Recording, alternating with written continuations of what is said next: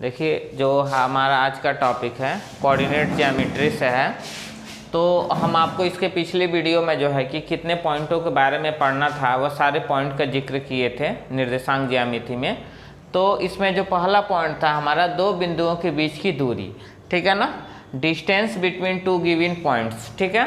तो दो बिंदुओं के बीच की दूरी निकालने के लिए क्या करेंगे, सबसे पहले जो है कि इनका जो एक्चुअली फार्मूला क्या होता है वह कैसे आता है यह हम जानते हैं, यह जानेंगे कि पहले यह निकलता कैसे है।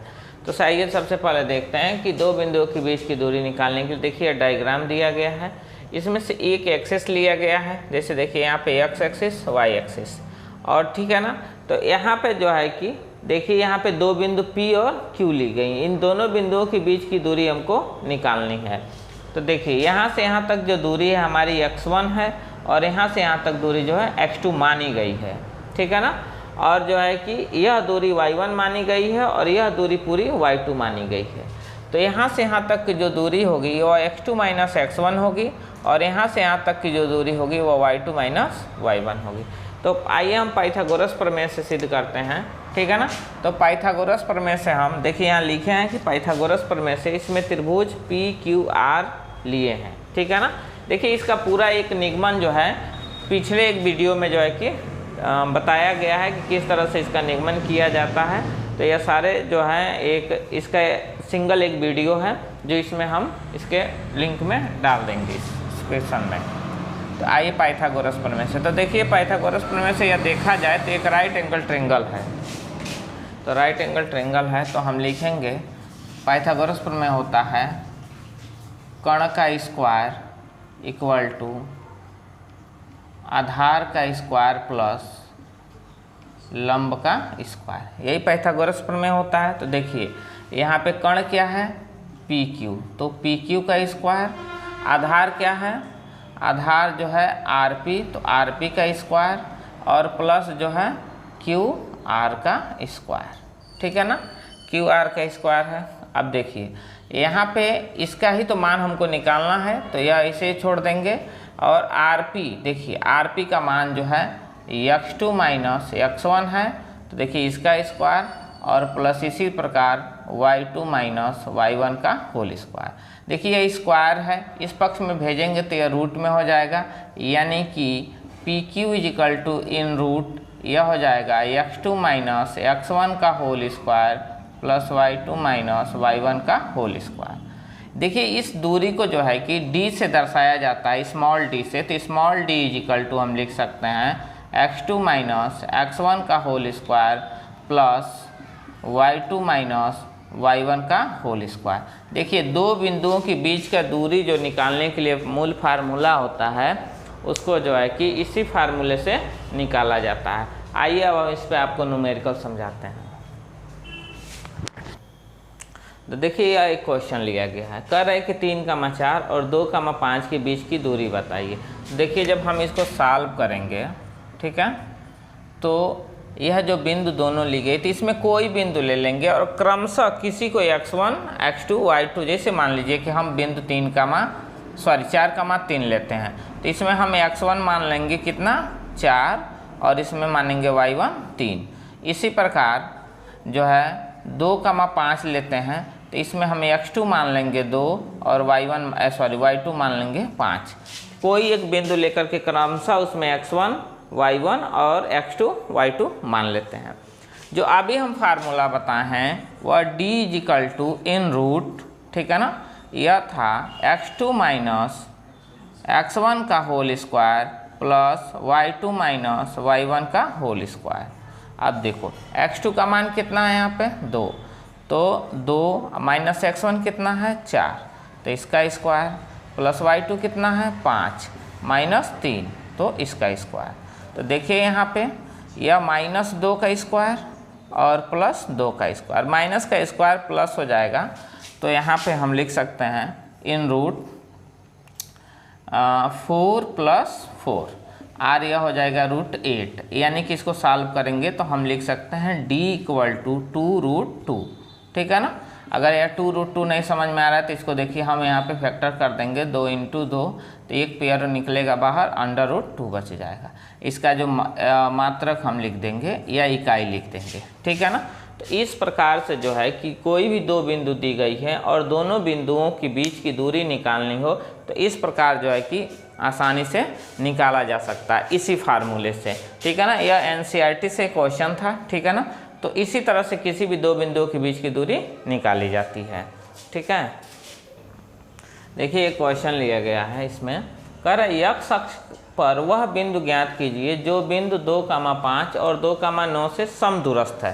तो x अक्ष पे कोई भी बिंदु हमको जो है कि लेट करना होता है, क्योंकि कह रहा है कि यह दोनों बिंदु x अक्ष से समदूरस्थ हैं। समदूरस्थ का मतलब होता है समान दूरी पे हैं।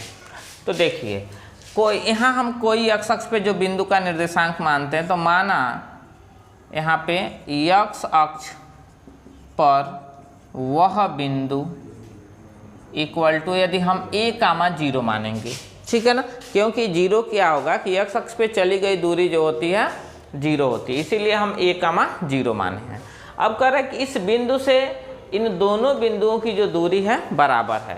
तो जब दोनों बिंदुओं के बीच की दूरी बराबर है तो हम लिखेंगे बिंदु a,0 और एक इसमें से बिंदु ले लेंगे 2,5 के बीच की दूरी, ठीक है।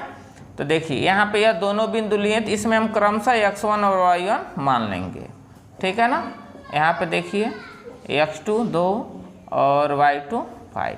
फिर हम d = लिखेंगे, देखिए फार्मूला से वही हमारा सेम फार्मूला होता है। तो यहाँ हम आपको बताते हैं, देखिए x2 यानी 2 - a का होल स्क्वायर प्लस y2 5 - 0 का होल स्क्वायर, यानी d = हम लिख सकते हैं 2 - a का होल स्क्वायर प्लस 5 का स्क्वायर। इसको हम इक्वेशन नंबर फर्स्ट मान लेते हैं, ठीक है ना। अब दूसरा इसी प्रकार हम ले लेंगे पुनः बिंदु a,0 और दूसरा बिंदु ले लेंगे 2,9 के बीच की दूरी, दोनों के बीच की दूरी लेंगे। तो यह देखिए a,0 और 2,9, तो यहाँ क्रमशः x1 a, y1 0, x2 2, y2 9।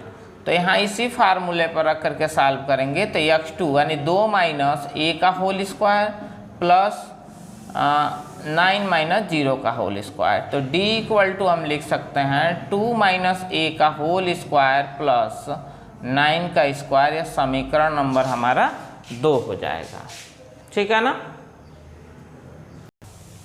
देखिए यहाँ पे सॉरी यह गलत हो गया था, यहाँ माइनस है, ठीक है ना। तो यहाँ माइनस होगा तो यह भी माइनस होगा, तो देखिए यह माइनस होगा, ठीक है ना।